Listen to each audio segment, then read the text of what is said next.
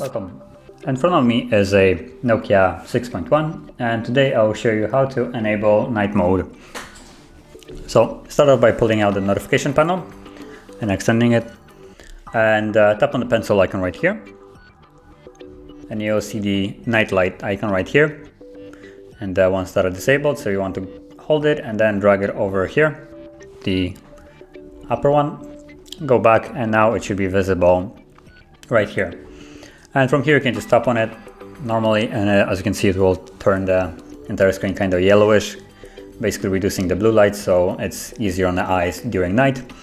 And you can also hold it to go into the settings of it and change the intensity of it to ones that to be as you like it.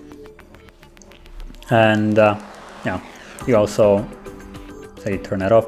You can set a schedule for it, so turn on automatically at custom times. So once you choose that, you'll be able to set a time when this will turn on. So by default, as you can see, it's set to start at 10 and finish at 6 in the morning.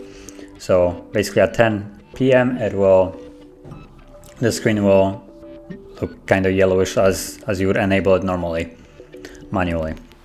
And as always, the icon is always accessible, even though, let's say you have set it on some schedule, you can always enable it even though it would be on the schedule.